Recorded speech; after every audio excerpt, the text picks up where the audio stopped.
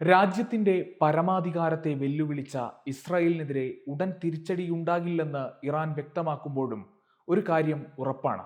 മറ്റെന്തോ വലിയ പദ്ധതികൾക്കുള്ള തയ്യാറെടുപ്പിലാണ് ഇറാൻ ഭരണകൂടം. ഇറാൻ അവരുടെ ആണവ പദ്ധതികൾ ആവിഷ്കരിക്കുകയും അതിൽ അതിവേഗം പുരോഗതി കൈവരിക്കുകയും ചെയ്യുന്നുണ്ടെന്നാണ് ചില റിപ്പോർട്ടുകൾ സൂചിപ്പിക്കുന്നത്. ഇതോടെ അന്താരാഷ്ട്ര സമൂഹത്തിന്റെ ആശങ്ക മറ്റൊരു തലത്തിലേക്ക് ഉയരുന്നു. വെല്ലുവിളിക്കാൻ കഴിയാത്ത വിധം ആണവ സായുധ രാഷ്ട്രമായി ഇറാൻ ഉടൻ രംഗപ്രവേശം നടത്തുമെന്ന് വിദഗ്ധാഭിപ്രായമുണ്ട്. അമേരിക്കയുൾപ്പെടെയുള്ള ആഗോള ശക്തികളെ ഇതിനോടകം ആ ഭയം പിടിമുറുക്കിയെന്നും നിസ്സംശയം അനുമാനിക്കാം.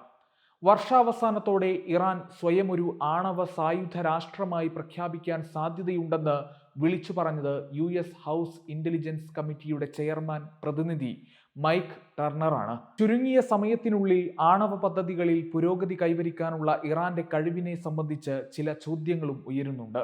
ആണവ സായുധ രാഷ്ട്രമാകാൻ ഇറാനിയൻ സർക്കാർ ഉദ്ദേശിക്കുന്നുണ്ടോ? തങ്ങളുടെ ആണവ പരിപാടി സമാധാനപരമായ ആവശ്യങ്ങൾക്ക് മാത്രമാണെന്ന് വർഷങ്ങളായി ഇറാനിയൻ നേതാക്കൾ വാദിക്കുന്നുണ്ട്. പരമോന്നത നേതാവ് അലി ഖാംനെയി പുറപ്പെടുവിച്ച ഫത്വ പ്രകാരം ആണവായുധങ്ങൾ സമ്പാദിക്കുന്നതും അതിൻ്റെ ഉപയോഗവും നിരോധിച്ചിരിക്കുകയാണ്. അതേസമയം ഇറാന് നയവ്യതിയാനം സംഭവിക്കുന്നുവെന്ന് തന്നെയാണ് ഇറാനിയൻ ഉദ്യോഗസ്ഥരിൽ നിന്നുള്ള സമീപകാല പ്രതികരണങ്ങൾ സൂചിപ്പിക്കുന്നത്. ആണവായുധങ്ങൾ നിർമ്മിക്കുന്നതുമായി ബന്ധപ്പെട്ട് ഇറാനിൽ ഇപ്പോൾ തുറന്ന ചർച്ചകൾ നടക്കുന്നുണ്ട്. ഇസ്ലാമിക് റിപ്പബ്ലിക് ഓഫ് ഇറാൻ അതിൻ്റെ ആണവ തന്ത്രം പുനഃപരിശോധിക്കാൻ സാധ്യതയുണ്ടെന്നാണ് ഇറാൻ മുൻ വിദേശകാര്യമന്ത്രി കമാൽ ഖരാസിയുടെ വിലയിരുത്തൽ. പ്രാദേശിക തലത്തിലുള്ള നിലവിലെ യുദ്ധഭീതിക്കും മറ്റു പ്രതിസന്ധികൾക്കും ആക്കം കൂട്ടുന്നത് തന്നെയാണ് ഇറാന്റെ ഈ മുന്നൊരുക്കം. ഇറാനിയൻ ലെജിസ്ലേറ്റീവ് അംഗം അഹമ്മദ് ബക്ഷിയേഷ് അർഡസ്താനി ഇറാന്റെ കൈവശം ഇതിനകം തന്നെ ആണവായുധമുണ്ടെന്ന് പരസ്യമായി സൂചിപ്പിക്കുകയും ചെയ്തിട്ടുണ്ട്. അദ്ദേഹം പറഞ്ഞത് കൃത്യമാണെങ്കിൽ മിഡിൽ ഈസ്റ്റിന്റെ ഭൂപ്രകൃതിയെ തന്നെ മാറ്റിമറിക്കാൻ ശേഷിയുള്ള വലിയതെന്തോ സംഭവിക്കാനുണ്ട്. രാജ്യത്തിന്റെ ആണവ പദ്ധതികൾ സമാധാനപരമായ ഉദ്ദേശങ്ങൾക്കപ്പുറത്തേക്ക് വ്യാപിക്കുമെന്ന് ഇറാനിയൻ നേതാക്കൾ സൂചിപ്പിക്കുന്നത് ഇതാദ്യമല്ല എന്നതാണ് ഏറ്റവും ശ്രദ്ധേയം.